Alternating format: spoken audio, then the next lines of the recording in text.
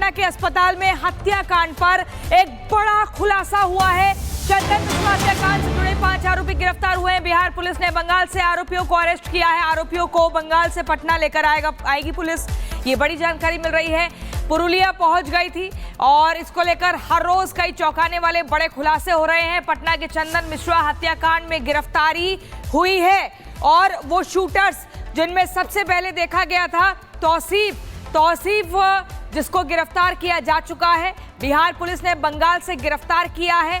ये सूत्रों के हवाले से बड़ी जानकारी मिल रही है और हर रोज चौंकाने वाले खुलासे। देखिए 2 तस्वीरें आपको दिखा रहे हैं। पटना गोलीकांड में एक्शन होता है।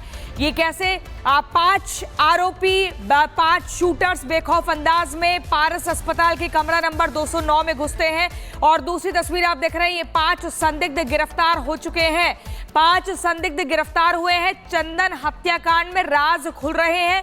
पश्चिम बंगाल से ये 5 आरोपी गिरफ्तार किए गए हैं।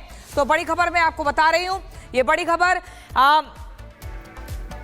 और इसी खबर पर पटना से हमारे वरिष्ठ सहयोगी प्रकाश जी हमारे साथ जुड़ गए हैं।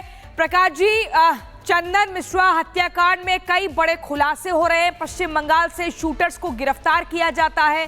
उससे पहले अलग अलग फुटेज सामने आती है कि अस्पताल के बाहर कैसे मीटिंग की गई, फिर अंदर जाकर गोलीकांड किया गया, फिर बाइक पर हथियार लहराते हुए दिखे। इस वक्त आपके पास और क्या कुछ बड़ी जानकारी?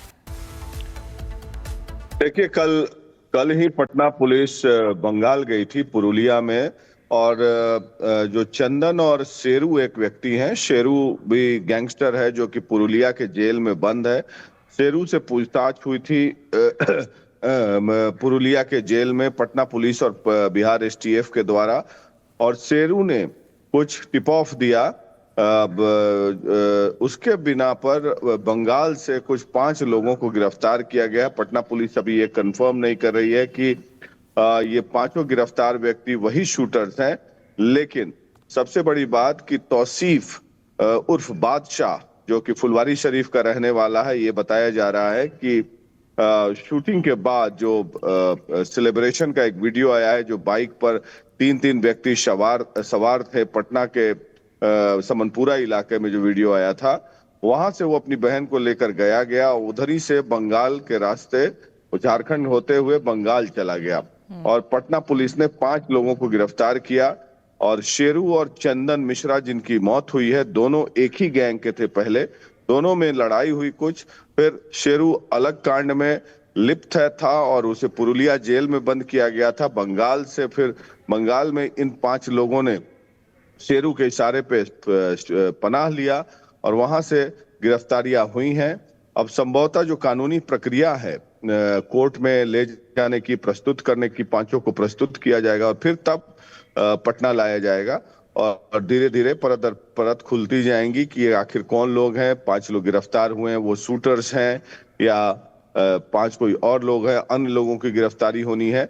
और सबसे बड़ी बात कि पारस हॉस्पिटल के भी कुछ लोग संदेह के घेरे में हैं, क्योंकि इन लोगों ने, शूटर्स ने रेकी की थी कमरा नंबर 209 की, और रास्ता का भी पता चला था क्योंकि उसमें मल्टीपल रास्ते हैं और किधर से जाना है किधर से निकलना है इन लोग सबको पता था। तो बिना वहां के अंदर के किसी व्यक्ति के जानकारी दिए हुए ये लोग शूटिंग करने नहीं जा पाते। तो पटना पुलिस इन सब मुझे बताइए कि पटना पुलिस और एसटीएफ बंगाल जाती है और वहां से सूत्रों के हवाले से जानकारी है कि आरोपियों को, शूटर्स को पकड़कर लाती है, गिरफ्तार कर लेती है, लेकिन आधिकारिक तौर पर पुलिस इस पर कुछ भी नहीं कह रही है। गिरफ्तारी को लेकर कोई जानकारी नहीं, ऐसा क्यों?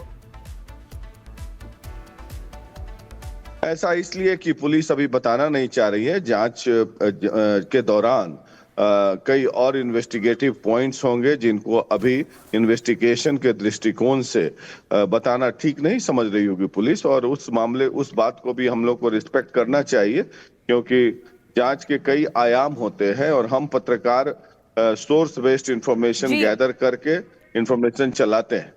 ठीक है प्रकाश जी, बहुत शुक्रिया आपका हमारे साथ जुड़ने के लिए। इसी बीच एक और बड़ी खबर बता दें, पटना के अस्पताल में हत्याकांड पर एक और बड़ी जानकारी निकलकर सामने आई है। एक बड़ा खुलासा हुआ है और ये पता लग रहा है कि जेल से ही रची गई थी चंदन मिश्रा हत्याकांड की साजिश। अपराधी शेरू के गुर्गों ने हत्या की साजिश रची थी। पटना के पारस अस्पताल में अपराधी चंदन मिश्रा हत्याकांड को लेकर बड़ा खुलासा हुआ है। चंदन की हत्या की साजिश जेल में रची गई थी। बिहार एसटीएफ की एक टीम पश्चिम बंगाल की पुरुलिया जेल में बंद अपराधी ओमकार सिंह उर्फ शेरू सिंह से पूछताछ कर रही है। कल बिहार के एडीजी ने दावा किया था कि शेरू सिंह के गुर्गों ने चंदन मिश्रा की हत्या करवाई थी। बताया जा रहा है कि शेरू गैंग का एक गुर्गा बिहार की जेल में बंद है, उसी ने चंदन की हत्या की साजिश रची थी।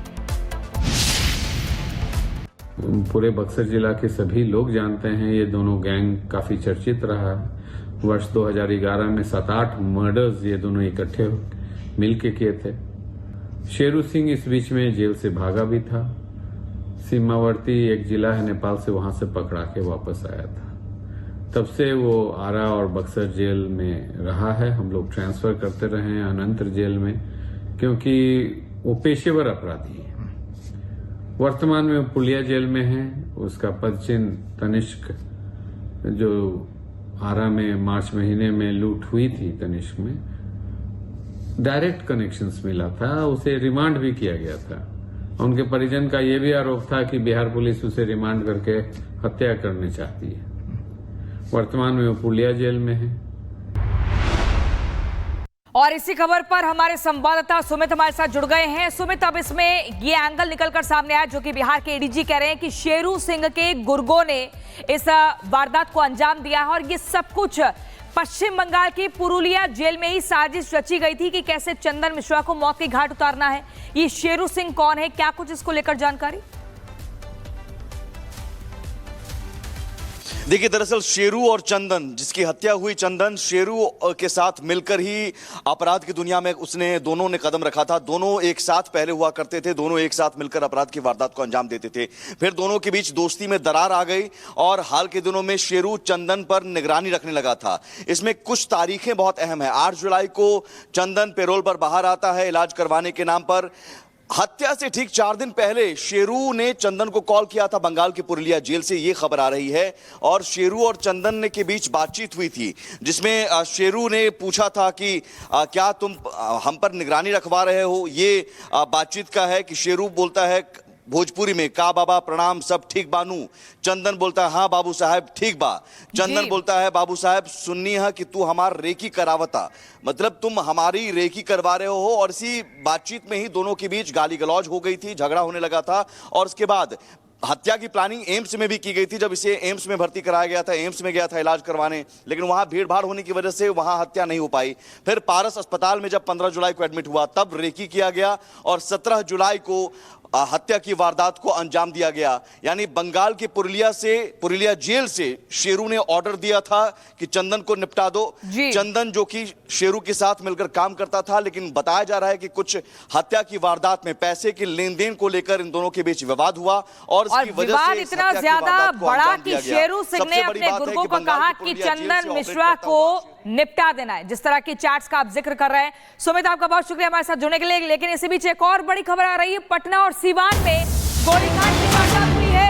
पटना के बहादुरपुर में देर रात फायरिंग होती है, 2 गुटों में फायरिंग, एक महिला घायल हुई है। सिवान में एम्बुलेंस ऑपरेटर को गोली मारी गई है। पटना पुलिस के मुताबिक बहादुरपुर इलाके में देर रात कुछ युवकों में आपसी विवाद हुआ। इसके बाद दोनों गुटों ने आपस में गोलीबारी की। पास में मौजूद एक महिला को गोली लग गई। पुलिस ने आरोपियों की पहचान कर ली है। वहीं सिवान में एक निजी एम्बुलेंस ऑपरेटर को कुछ बदमाशों ने गोली मार दी। पीड़ित को नाजुक हालत में अस्पताल में भर्ती करवाया गया है। 2 तस्वीरें आप देख रहे हैं, पटना में फायरिंग, सिवान में गोलीकांड। लगातार बिहार में अपराधी बेखौफ हो रहे हैं। दहशत हर ओर दिख रही है, चारों तरफ बढ़ती दहशत और सुशासन गोलियों से छलनी हो रहा है। कुछ लड़कों के बीच में आपसी विवाद को लेके कुछ झगड़ा हुआ है। उसी में ही एक व्यक्ति के द्वारा फायर आर्म से गोली फायर करी गई है। उसके कारण कि पास में बैठी एक महिला जिनकी उम्र करीब 45 वर्ष है, उनको गोली छू कर निकली है। डॉक्टर के मुताबिक वो सेफ है।